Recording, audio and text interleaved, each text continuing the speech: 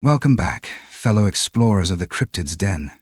Thanks for tagging along for yet another chilling tale. I hope you're all doing well and in great spirits. Today's encounter comes from a woman named Jenny, who lives just outside Eugene, Oregon. So, settle in. Get cozy. Now, let's get into it. Some truths aren't lost. They're buried deep enough to be forgotten. She walked out of the forest barefoot. Her coat hung off one shoulder, heavy with damp leaves. In her arms she cradled a child, small, quiet, and staring with eyes far older than her years.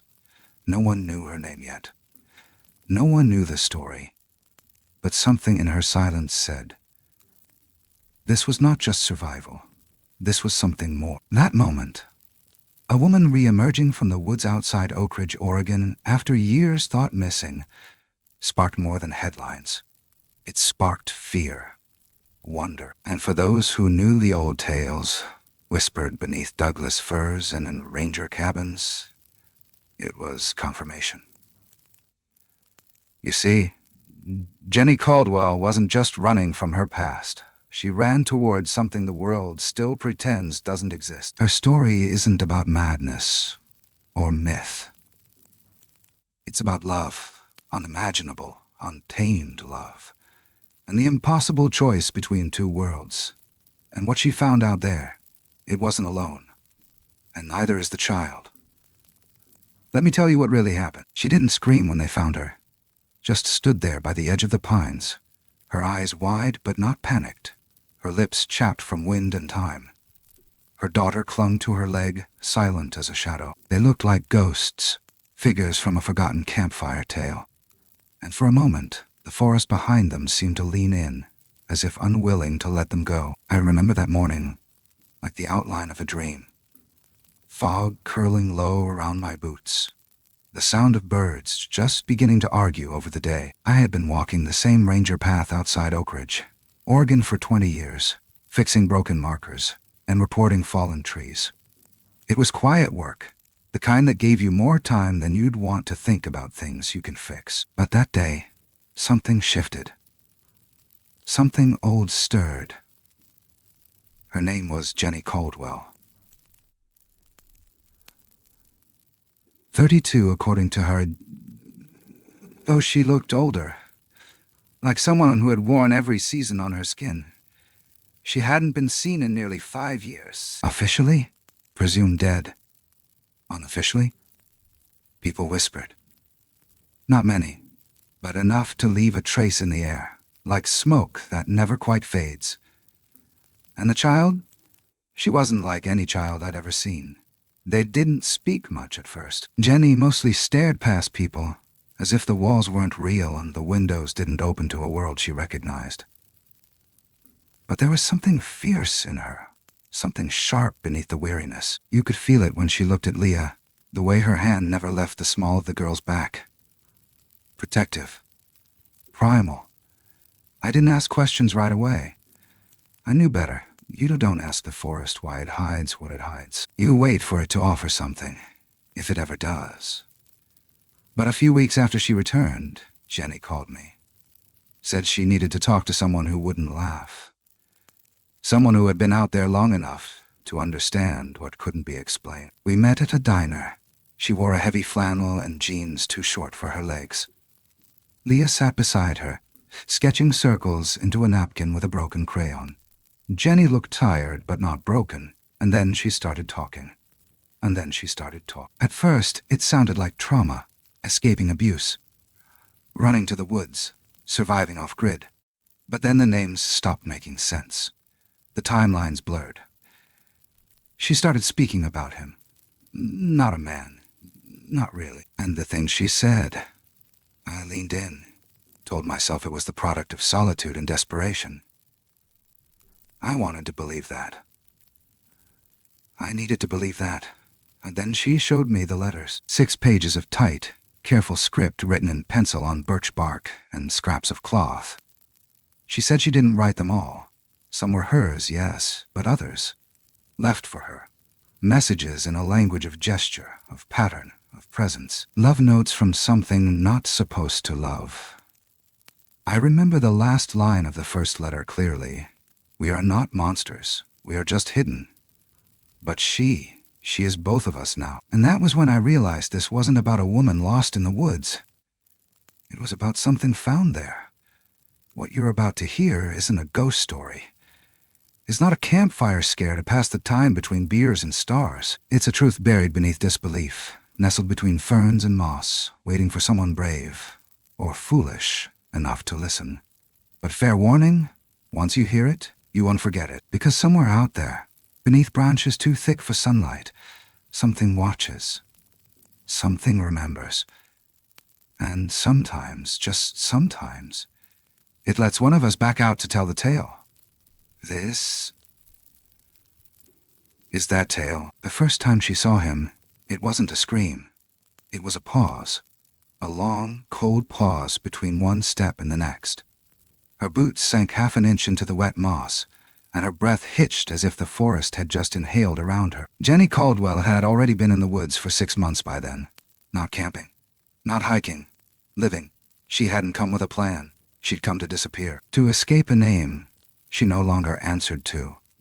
And a man whose hands left no bruises, but carved holes in the shape of silence. It was early September, and the air clung to her like a damp shirt. She was walking along a game trail, just south of the Mackenzie River, trying to stay ahead of the rains. She had a system, move every 10 to 12 days, never use the same firing, always pack light, and trust the animals more than any human voice. Her diet was mostly foraged roots, squirrel when she got lucky, and the cans she'd hoarded from an abandoned ranger station 2 valleys west. She didn't feel like a ghost. Not yet. She still bled, still dreamed, still woke up from memories that bit like coyotes in the night. That morning she was chasing sunlight, hunting dry wood. But then, there, between 2 trees, still as carved obsidian, tall, too tall, hair-covered, watching her. Its shoulders were too broad for any man, its stance all wrong. And yet, it didn't move, didn't charge, didn't vanish, just watched. She turned. Walked. Fast. Not frantic. The next day it was gone. But something else remained. A single trout. Gutted clean. Placed on a flat rock beside her fire. At first she thought it had to be another hiker. Some backwoods nut playing games. But no one should have been out that far, not without gear and certainly not without making a sound. She would heard footsteps, smelled smoke, seen signs. But there was nothing. Nothing but that fish, freshly laid, and a feeling deep in her gut, like being seen, but not threatened. She left it there. That night, it was gone. From then on, things changed. The forest no longer felt like it had eyes. It felt like it had one eye, and it followed her. There were moments she'd freeze while drawing water, sensing movement just beyond the bend. She'd glance up and think she saw it. A blur, a shadow, something impossibly large ducking behind a cedar.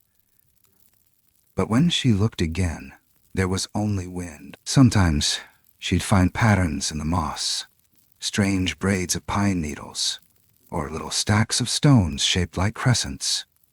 It wasn't human.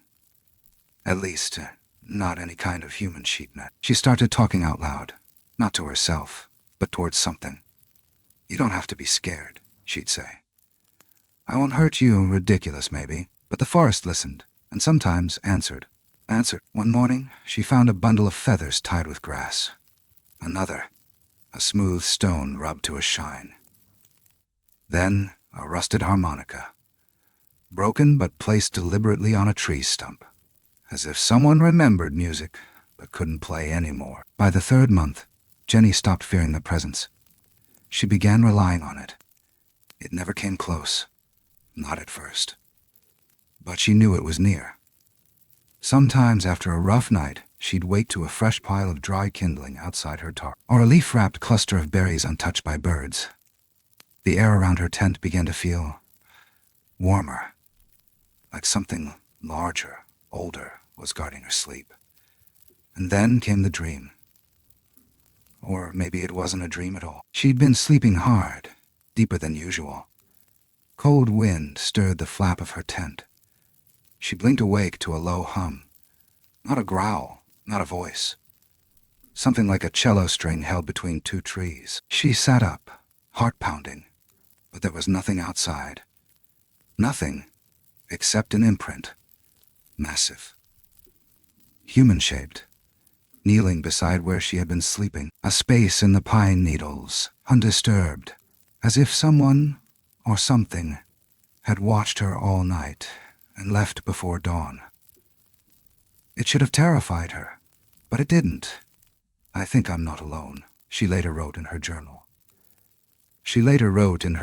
And for the first time in years, that thought brings me peace. Until then, Jenny had lived her life guarded. Raised in southern Missouri, daughter of a preacher who believed silence was next to godliness and obedience was salvation, she learned young to disappear without moving.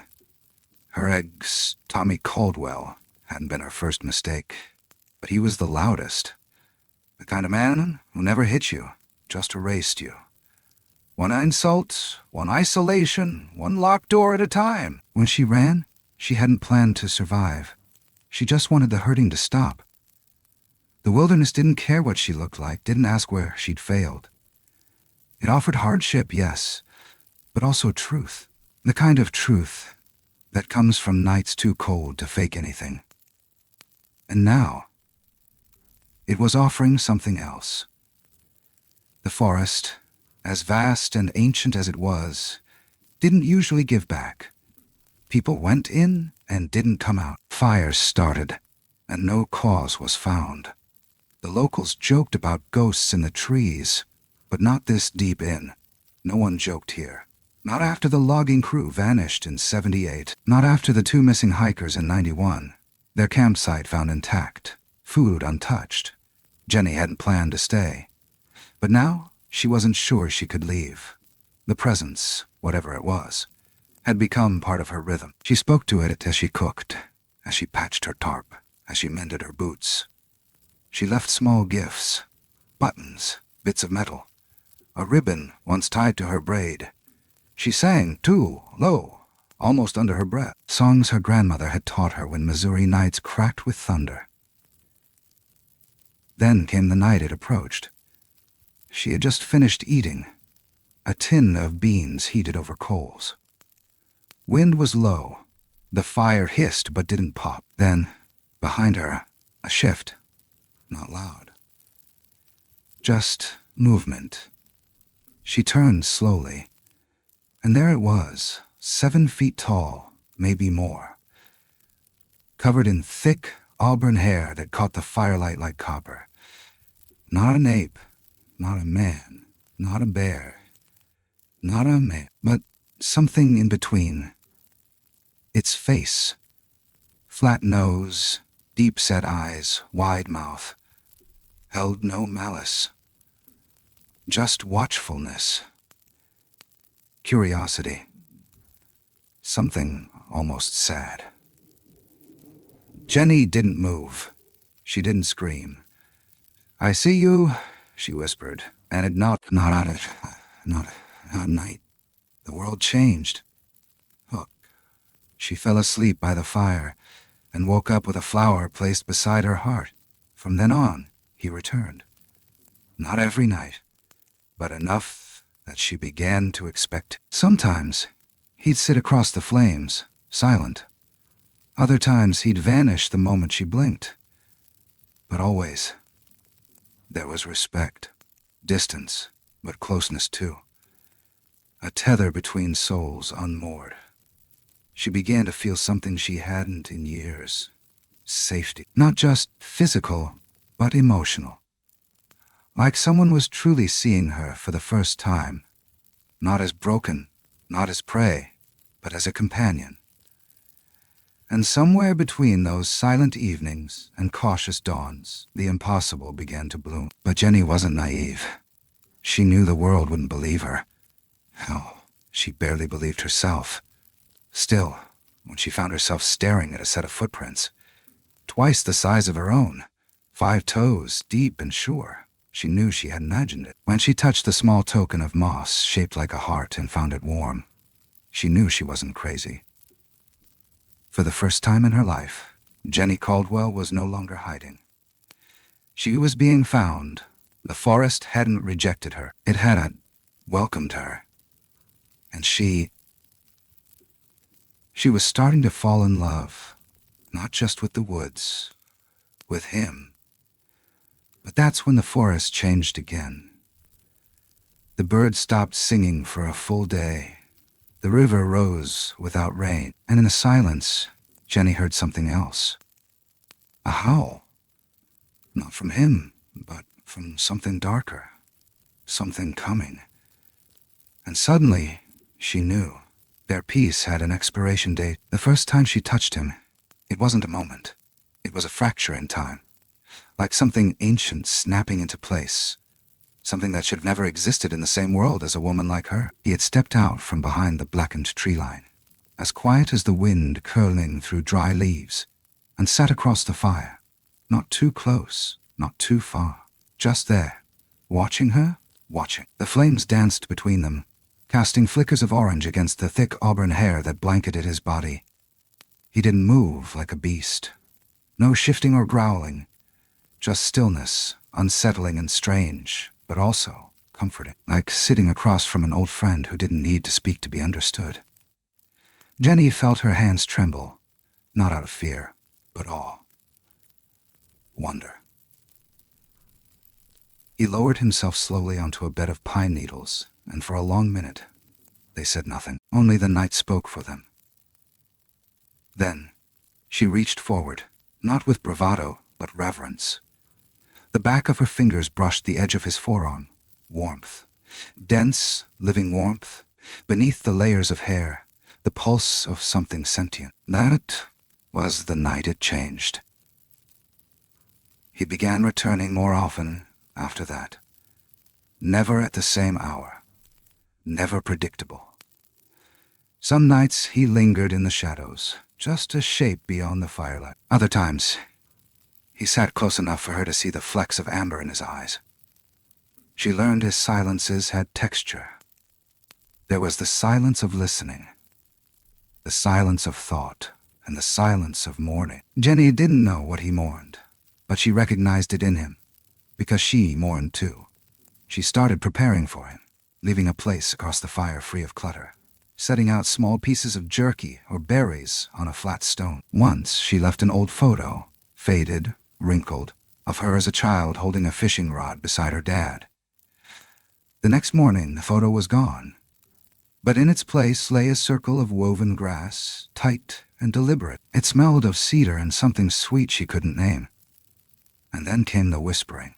It wasn't voices, not words, just something in the wind that carried weight. She'd sit, stirring her beans or sewing the rip in her coat, and hear a breath through the trees that didn't belong to weather, like he wasn't just near, but all around. As though the forest itself had begun to respond to his presence. One night, while the rain drummed on her tarp, she whispered aloud, "What are you?" and laughed at herself for it. But somewhere, just outside the edge of visibility, came a low hum. It wasn't a growl. It was music. Toneless, rhythmic, soft. She felt it more than heard it. For a moment, she cried. Not because she was afraid, but because it felt like someone had answered. Days passed. Weeks. Jenny stopped thinking of herself as alone. She even stopped marking the calendar she'd carved into the bark of a tree. What did time matter, when your world was reduced to sunrises, stars, and the sound of breath, not your own? Then came the gift. It was laid out carefully on a rock where she washed her clothes. A pile of feathers, dozens, small, soft, grayish-white, bundled with grass, and tied with a long, russet strand of hair. Not hers, his. Jenny stared at it for a long time before picking it up. When she pressed it to her nose, she caught the scent again. Not animal. Not sweat. Earth. Bark. Smoke. and something like rain before it falls. That night, she sat by the fire and held the bundle in her lap. When he came, he sat closer than ever before, close enough that she could feel the weight of his gaze, not just on her, but into her. She whispered, "Thank you," and he blinked slowly. She held up the feathers, then pressed them to her chest. He tilted his head, just slightly. Then, with a motion as fluid as any man she'd ever known, he reached forward, not to take, but to touch. His fingers, long, padded, leathery, brushed her, and the world stilled. That was the first time Jenny felt the stirrings of love, for something the world didn't believe existed. In the weeks that followed, their interactions deepened. He never spoke, not in words, but Jenny started to understand him. The way he held his head when he was calm, the way he shifted weight when alert, the subtle puff of breath that meant caution, the gentle thrum in his chest when he was near. She noticed, too, how the forest reacted to him. Squirrels didn't chatter when he passed. Birds didn't flee. The underbrush seemed to part around his steps, as if even the ground respected his passage. She followed once, just far enough to watch. His gait was smooth, deliberate. He didn't run. He flowed. Through brush, across stone, over water. Like he belonged to the world before roads and fences. Jenny began writing again. Not journals, letters, to herself, to the future, to someone, anyone, who might someday need to know. She described him in detail, his eyes, his hands, the way he tilted his head when the moon was full. She wrote, "He is not beast, he is not man, he is something between, and something beyond." And then, one morning, she woke up sick. Not the kind of sick that comes from bad water or exposure. Something deeper, heavier, the kind that rewrites your body. She suspected before the second missed moon. She knew before the nausea stopped, and when she placed her hand on her belly and felt a flutter that wasn't hunger, wasn't gas, wasn't hope. She wept. She didn't tell him, not with words. But the night after, he sat beside her as she laid on her side, cradling herself. He placed one hand, massive, steady, on the ground beside her. His head dipped low, and Jenny whispered, "It's yours." He didn't react. Not first, but then he let out a sound, long, low, not sorrowful, but not joyous either. A sound that didn't belong to any category she knew. It was like a prayer made of bone and breath. From that night on, he never missed a dusk. He brought food more often. Berries, wild yams, a rabbit once, cleaned and ready. He began building things near her camp. A wall of branches, not a trap, not a shelter, but something between. A boundary, a barrier, a sign. Jenny knew what it meant. He was protecting her now. Not just watching, claiming. And she let him, because, for all the strangeness, all the questions, all the impossible implications, she wasn't afraid. But she wasn't. And maybe that's the most dangerous thing of all, because love, true, unfiltered, irrational love, doesn't care about reason. It doesn't care about species. It only asks, "Do you see me? And will you stay?" Jenny had her answer, but the world wasn't done asking questions, and deep in the forest, where light seldom reached, other eyes began to open, eyes not filled with warmth, eyes that remembered why people weren't meant to love what lives in the dark. But that would come later. For now, Jenny was no longer alone. She had chosen her path, and something ancient had chosen her back.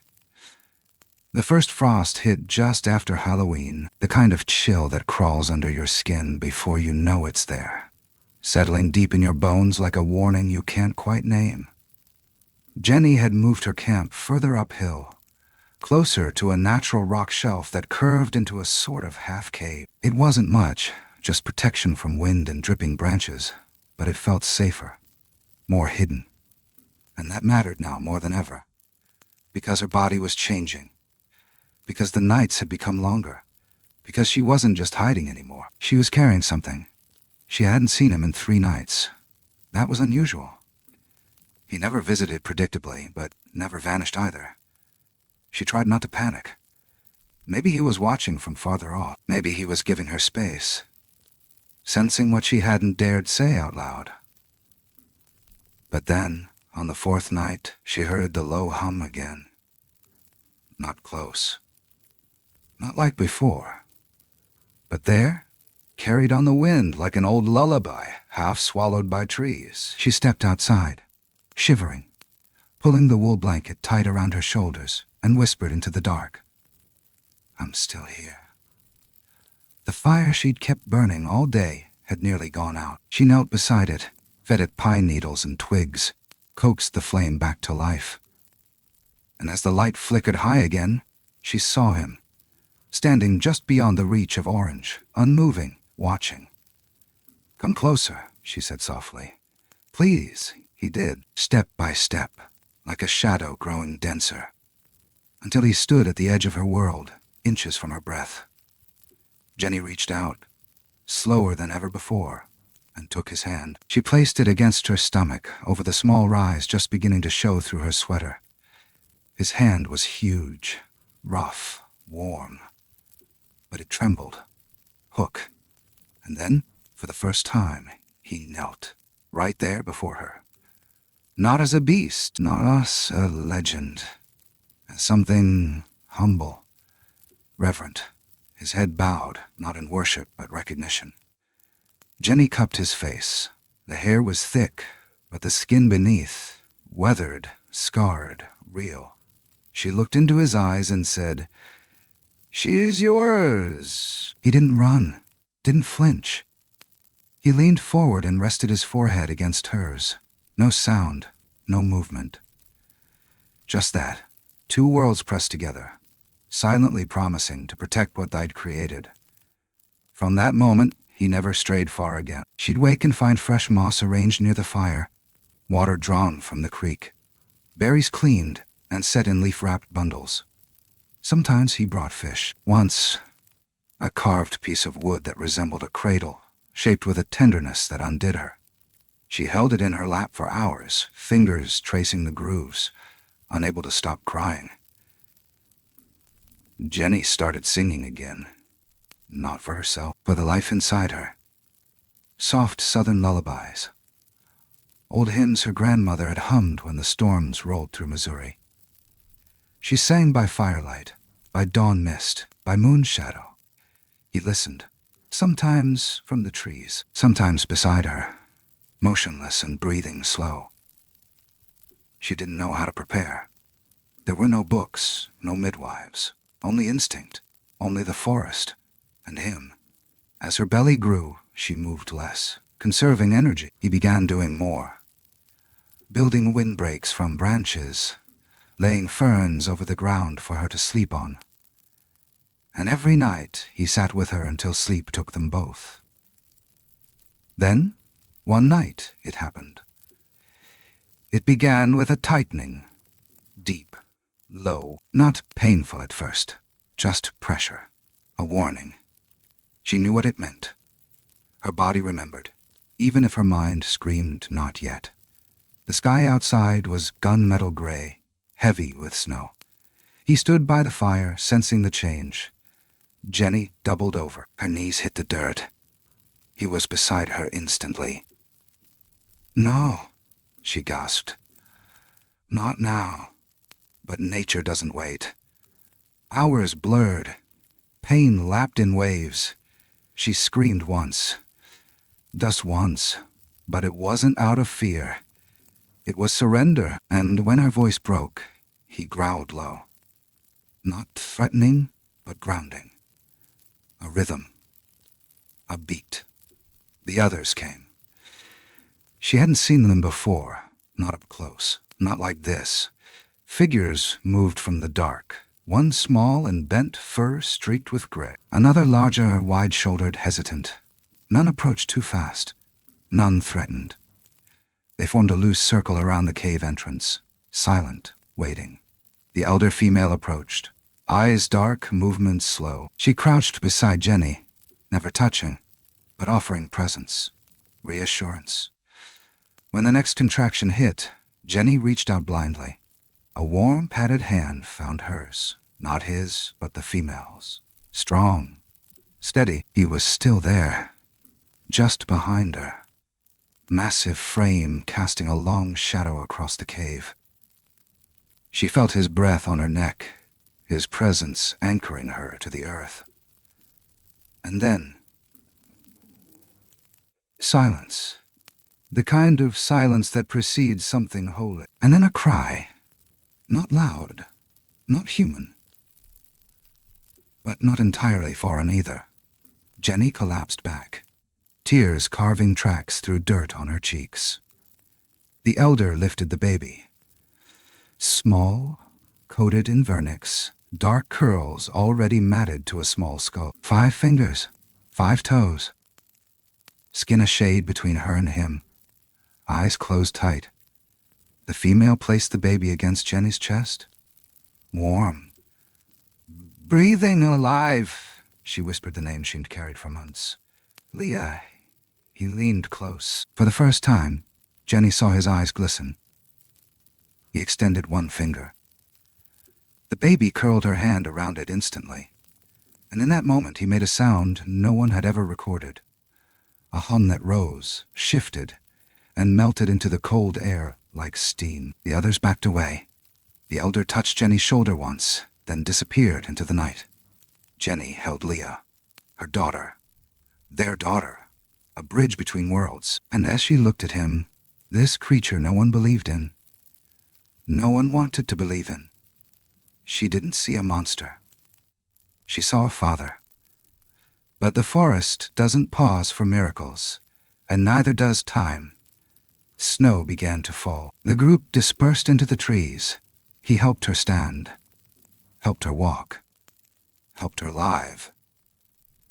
She knew as they disappeared into the deeper woods that something sacred had happened. But she also knew they couldn't stay in one place for long. Not now. Not with the world out there. Not with what they'd created. Because someday, someone would come looking. And when they did, they wouldn't see Leah as a child. They'd see her as proof. And proof gets hunted. It didn't take long for Leah to grow beyond what Jenny thought a baby could be. There were no milestones tracked on a fridge, no pediatrician visits, no first steps announced over champagne. But every sunrise revealed something new.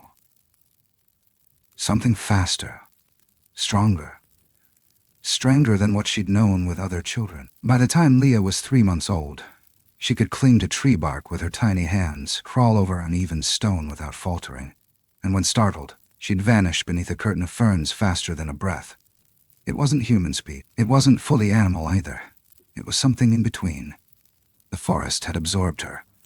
Or maybe she had always belonged to it. Jenny watched it happen with awe and fear braided tightly together. At first, she tried to hold on to her ways, washing Leah with boiled water, wrapping her in spare cloths, whispering lullabies under her breath like a spell of protection. But slowly, inevitably, the ways of the woods began to take over. Her partner. She never used the word mate, not even to herself, would carry Leah in the crook of one arm while foraging, balancing her against his massive chest like she weighed nothing. The others, more distant now, but never far, began appearing more often, especially the old female Jenny had come to think of as a caretaker of sorts. It was she who brought offerings wrapped in bark, mushrooms, dried berries, something that resembled smoked root. And once, a tiny carved object that looked like a rabbit. Leah grabbed it instantly, shook it in delight, and let out a high-pitched chirp that didn't sound like any baby Jenny had ever heard. Hook. That was the first time Jenny wondered, really deeply wondered, if Leah would ever speak at all. She didn't cry like most babies. Her noises were different. Clicks, hums, soft pulses of sound that mirrored the ones Jenny had heard at night during those early months. It wasn't nonsense. It wasn't just instinct. It was a kind of language, not made of words, but intention. Jenny tried teaching her English, slowly and consistently. "Mama," she'd whisper, pointing to herself, food, while handing a root. "Safe," pressing her hand gently to her chest. Sometimes Leah mimicked the shapes of the words, but more often she responded with sound, gliding, melodic noises that matched the cadence of the forest. She began to worry, not about Leah's health, she was thriving, but about her future, because if her daughter didn't speak the way people speak, what would happen if someone found her? And someone would find her. Eventually. Until then, they kept moving. They never stayed in one place for more than a week. Her partner led them deeper, always deeper. Through cold creeks, over narrow ravines, into areas Jenny had never mapped even in her mind. He knew the land by heart. He never hesitated, never second-guessed. When he stopped, it meant safe. When he growled low, they moved immediately. Jenny started trusting his instincts more than her own. She began sleeping in half-waking states, ears tuned to every rustle. She held Leah close at night, wrapped in a pouch made from softened bark and animal hide. The fire burned low, never too bright, and only when wind permitted the smoke to rise without notice. One evening, as frost crept over the edges of the clearing, he brought something she hadn't expected. A plastic child's cup. Cracked. Old. Filthy. But clearly man-made. She stared at it in his hand, a question rising behind her teeth like fire. He didn't speak, of course. But his eyes... they said everything. Jenny understood. He'd been near people recently. Maybe too close. He placed the cup in her hand and stepped back. "I know," she whispered. "I haven't forgotten where I came from." They never discussed it further. Not in words, not in gestures. But it changed things. Jenny began introducing Leah to more. Bits of memory, pieces of a world she might never know. She taught her to smile, to laugh, to draw swirls in the mud with a stick. She hummed old radio jingles and pointed to the moon, naming it Friend. She tried, in the smallest ways, to give her a bridge between the wild and the remembered. But there were limits. The group didn't understand clothes. They tore off the small garments Jenny made from hide. They didn't like metal or zippers or anything that held the scent of outside. When Jenny combed Leah's growing curls with a bone-toothed comb, one of the younger males snatched it and hurled it into the river. She shouted. For the first time in months, she screamed. He growled, a low, guttural sound that made the trees sway, that pulled Jenny's breath into her chest like a vacuum. Leah whimpered. Jenny froze. And then, her partner stepped between them. Stood tall, silent. The younger one backed out. Later, when they were alone again, Jenny buried her face in his chest and cried. "It's not just her I'm trying to protect," she whispered.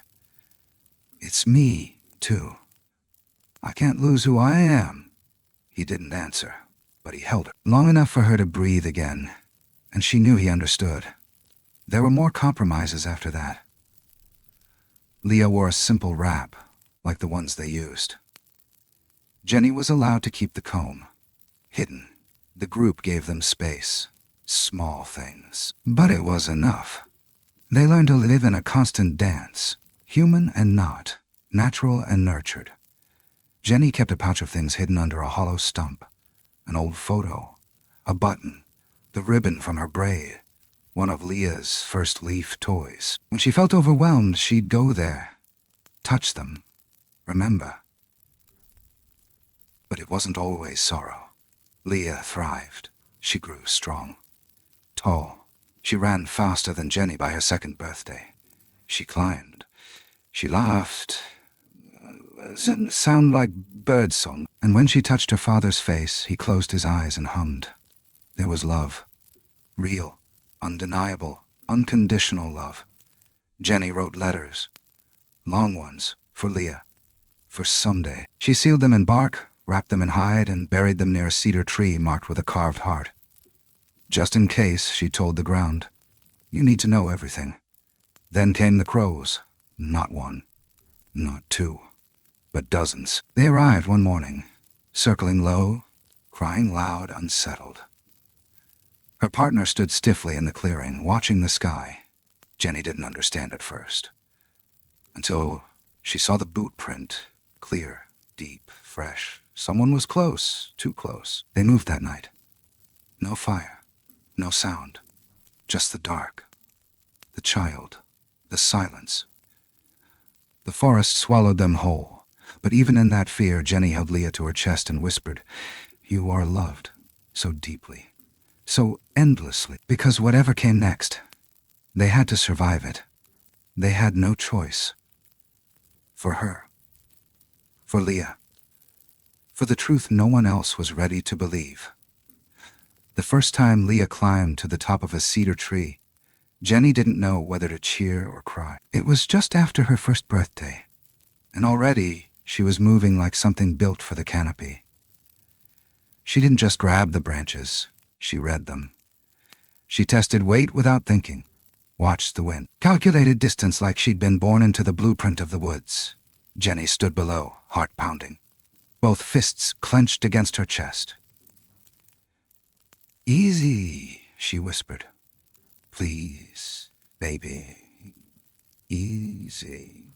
Leah turned her head, smiled. Not far, just a short stretch from one limb to the next. But it was enough to make Jenny's breath lock tight in her ribs. By the time she climbed down, her face was streaked with dirt, her hair wild, her eyes glowing. She ran straight to Jenny and hugged her knees with a force that almost knocked her back. And that night, while Jenny sat by the fire sewing the sole of her boot, Leah crawled into her lap, curled up, and hummed a tune Jenny had only ever sung once. Hook.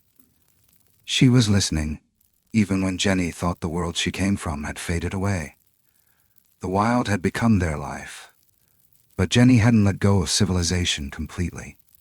It lived in small acts, naming flowers aloud, tracing letters in the mud, whispering bedtime stories into Leah's curls.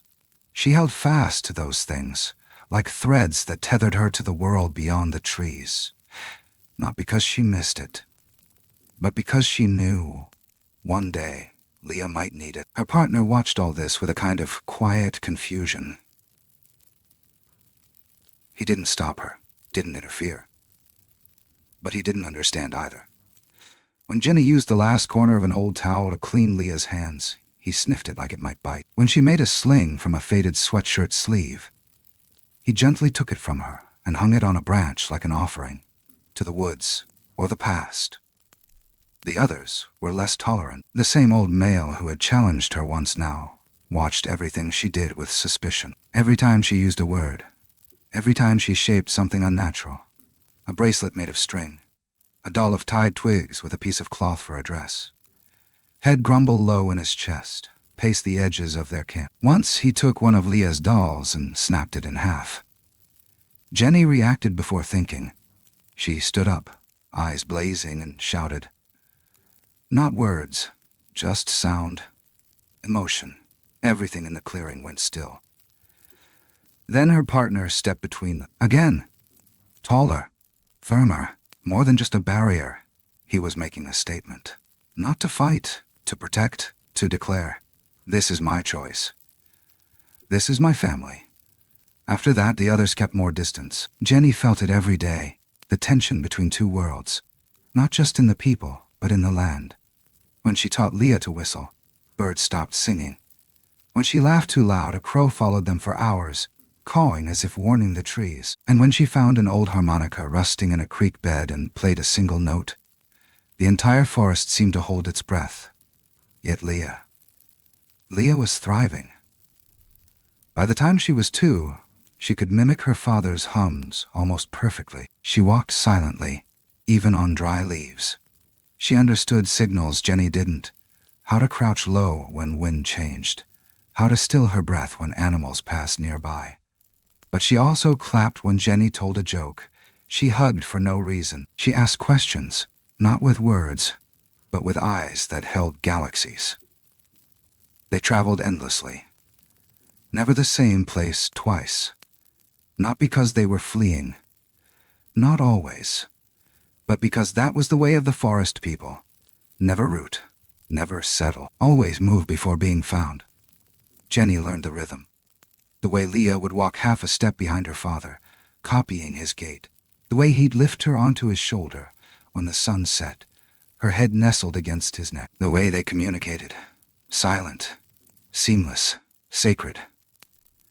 But as Leah grew, so did Jenny's fear.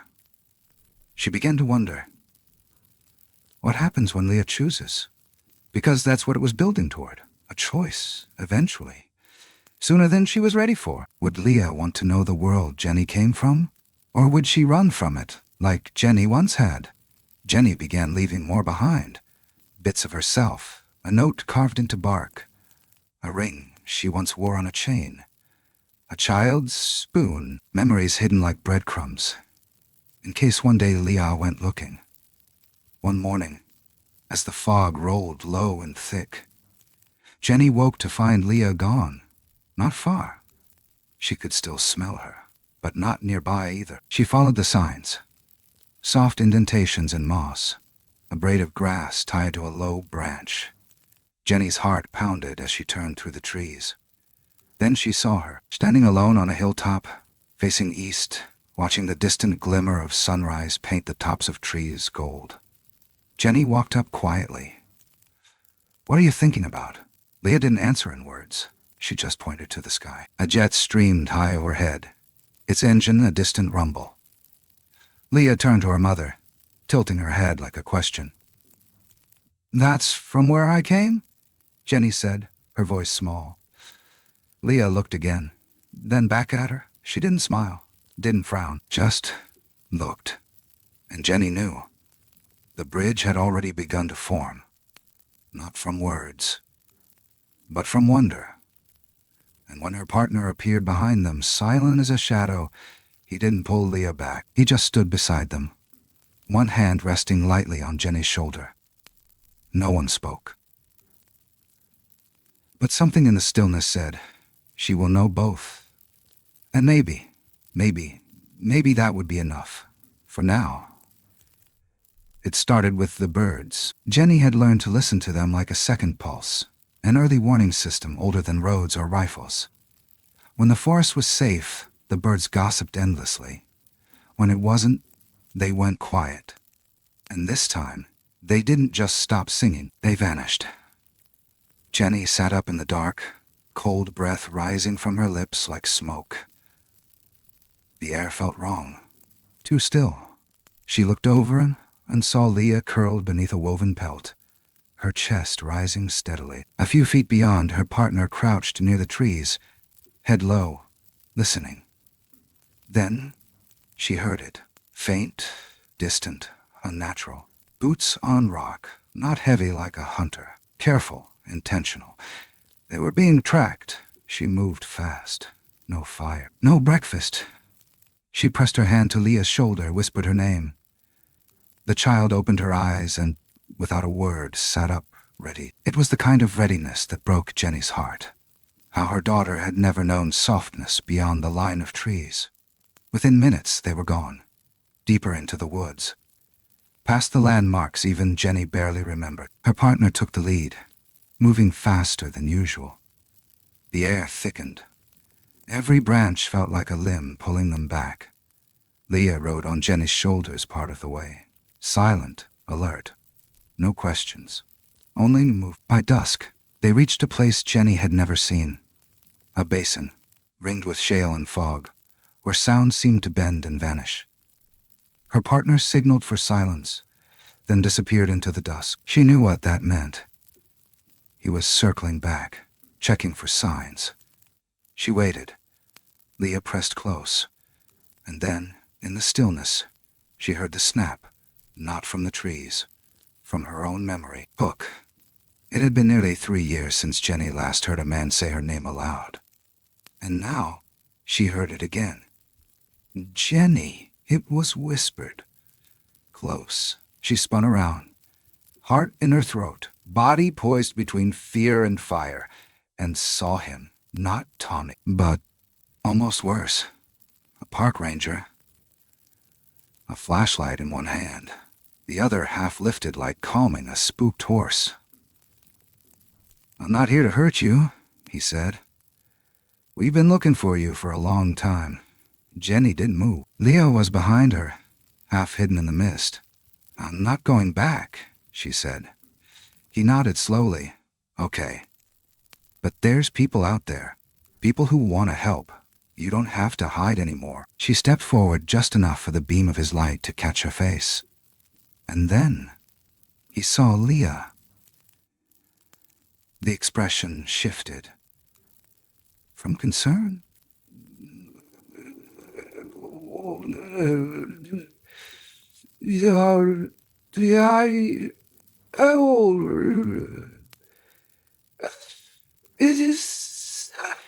She stepped between them. "Leave," she said. "No." But the damage was done. Whatever he had seen, whatever his mind was starting to put together, it would follow them. It wasn't just about survival anymore. It was about secrecy. They moved again that night, further than ever. Across icy streams, through bramble so thick it tore Jenny's sleeves. Leah didn't complain once. Her partner joined them after midnight, eyes darker than usual. He didn't speak, but Jenny saw it in his posture. Something was coming. Not just hunters. Attention. Over the next days, they saw signs. Drones high above the tree line. Once, a trail camera strapped to a pine, blinking red. Jenny tore it down with shaking hands, buried it under wet stone. But it was too late. The world was sniffing closer. Jenny began to feel it in every gust of wind. The weight of the inevitable. That someone, somewhere, would connect the dots. That Leah would not remain a secret forever. She started writing more. Longer letters. Desperate ones. Leah 1 began. "If you find this, and I'm gone, know that I loved you. Know that I chose this life because it gave me you." She stopped sleeping. Her dreams became strange. Smoke rising over trees, helicopters, hands pulling Leah away. Her partner tried to soothe her.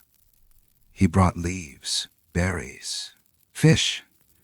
But he couldn't give her peace, because peace was no longer theirs to hold. And then, one morning, Leah said a word. Not a hum, not a hum, not a sound. A word. "Mom," Jenny froze. She turned to her daughter, who looked up with eyes both old and innocent. "Say it again," Jenny whispered. Leah smiled. "Mom, it wasn't perfect, but it was real." And in that moment, something broke open in Jenny's chest. A flood of gratitude and grief too big for the forest to contain. But she knew what it meant. Leah was changing. Adapting. Becoming something that could no longer stay hidden. And that meant Jenny had to make a choice. Soon. Because the world would come. And when it did, it wouldn't ask. It would take. She stood at the edge of a ridge that night. Leah asleep in the nest behind her. Her partner by her side. They looked out over a valley cloaked in silence. Jenny whispered, "If I have to leave, will you let me take her?" He didn't answer, but after a long while, he reached down, brushed a lock of hair from her cheek, and walked away. She didn't know if that meant yes, but it meant something. And it left her colder than the wind. They didn't speak the night Jenny left. No promises. No declarations. Just breath between trees, heavy with meaning. Her pack was already light, just enough to make it down the mountain and vanish into the world again. Leah was asleep, curled like a deer fawn beside the dying fire. Her partner stood on the ridge above them, outlined in the ash-colored sky. She couldn't see his eyes. But she knew he was watching. Jenny knelt beside her daughter, brushed a strand of hair behind her ear, and whispered, "You'll understand one day, I hope." The plan wasn't to leave forever, just long enough. long enough to warn someone, long enough to protect the silence that had protected them. The world wasn't going to stop closing in. She could feel it now, on her skin, in her bones. The ticking of something she couldn't hold back. The trucks, the eyes, the questions. Hook. And somewhere out there, someone was already telling the story. Just not the truth. The descent was slow, cautious. Every crunch underfoot sounded like glass breaking. The woods were too still, like even the trees knew what was happening. She kept glancing back, half expecting to see Leah running after her. But she didn't. That was the hardest part, not knowing whether her daughter would remember this as betrayal or protection. Jenny reached the outskirts of town before dawn. Her face was sunken. Her hands trembled. The ranger station lights flickered on as she stepped onto the gravel. The clerk behind the desk froze, then reached for a phone. It took days for them to believe her identity, weeks for them to stop calling her crazy. She didn't give them details, just enough to stop the search, enough to steer the curious away from the deep woods. "I went off-grid," she said. "Found peace. Found family." No one asked what kind of family. They wouldn't have understood. She stayed long enough to gather documents, a new ID, a supply run, a map, but mostly she came back to make sure someone would remember. If the worst happened, if Leah was ever found, ever misunderstood, ever hunted, there had to be a voice, a thread, a record. She wrote everything, carefully. Not in one long letter, but many, short chapters, each one a part of the truth. She included drawings Leah had made, symbols she had learned to interpret, even a lock of hair Jenny had cut from her own head, folded into wax paper. She placed it all in a carved wooden box, one her partner had made long ago from cedar and stone, and returned to the forest under a moonless sky. She buried it beneath a tree only she and Leah had ever marked. A heart carved low on the bark. A heart carved low on the bark. No initials. No names. Just a promise. One day, her daughter would find it. One day, she might need it. Years passed in the hush of the forest. Leah grew. By her 4th birthday, she could climb higher than any child Jenny had ever seen. She spoke in both hums and whispers now. Some words were English. Most were not. But her meaning was always clear. She laughed easily, danced when the wind stirred, made up songs she sang to birds. Jenny and her partner continued the only way they knew how, moving, always staying ahead of the noise. The world kept creeping closer. But so far they had stayed just beyond its grasp. Leah knew how to disappear. She could blend into shadow before Jenny even called her name. Sometimes, at night, Jenny would catch her watching the stars, head tilted, eyes reflecting starlight like an animal's. And she would ask, softly, "Do you miss it?" And Leah would answer, "Miss what?" Jenny never had an answer, because what she feared wasn't what they'd left behind, but what might someday pull Leah forward. There were more close calls. A drone once hovered too low. A footprint not theirs was found near a stream. Leah started to sense danger before Jenny did, pulling her back, hiding behind thick ferns, signaling without sound. She was growing not just in body, but in intuition, in wisdom. She wasn't a child anymore. She was something more. Jenny knew the time was coming. A choice. A question Leah would one day ask, "Where do I belong?" And Jenny wouldn't know how to answer, because Leah belonged to both worlds, and neither. One morning, just after a heavy rain, Leah stood barefoot in the mud, staring at the horizon. She turned to Jenny and asked, "Will I ever get to see where the airplanes go?" Jenny knelt, took her daughter's face in her hands. "If you ever want to," she said, "I'll take you." Leah nodded slowly, then whispered, "Not yet," and that was enough. That night they made a small fire. Her partner sat with them, Leah in his lap. Jenny sang an old song, one her mother had once sung to her. Leah hummed along. And for that moment, time folded in on itself. They were whole. They were safe. They were home. But the wind was changing, and the trees had started to listen different. And Jenny knew this story wasn't over. Not by a long shot. Sometimes, the stories that stay with us the longest aren't the ones with clean endings or tidy resolutions. They're the ones that leave footprints, faint, fading, just deep enough to remind us that something walked through here before us, that something real, raw, and quietly miraculous existed beyond the edges of what we call understanding. Maybe it was never about finding proof. Maybe it was about learning to listen, to the silence between the trees, to the love that doesn't speak in words, to the wildness that refuses to be categorized, tamed, or explained. And maybe, just maybe, that kind of love is the rarest kind of all. There are places in this world where the rules bend, where the heart takes over long after the mind has stopped believing, where what we think we know is humbled by what we feel, deep in our bones, in our blood, in the quiet beating beneath our skin. Places where truth doesn't need permission to exist. This story isn't about monsters. It's not about legends or science or fear. It's about what it means to belong, to be seen, to be chosen, even when you feel unworthy. It's about the bridges we build between what is and what might. About choosing love when logic says run. About staying, even when everything inside you says leave. And in a world that moves faster every day, where forests shrink and noise grows louder, maybe the real miracle is in remembering that some things aren't meant to be found by searchlights or satellites. Maybe the most powerful truths are the ones whispered from heart to heart, carried in hushed tones, believed in without needing to be proven.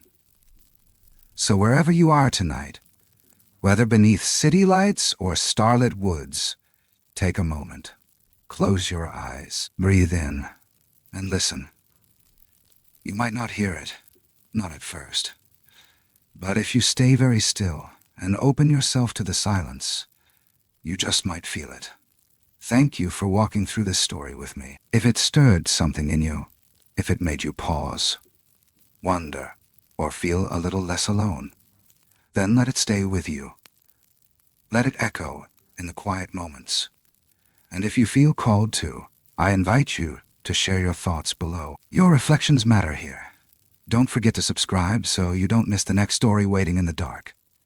Until then, keep your heart open. Keep your ears sharp.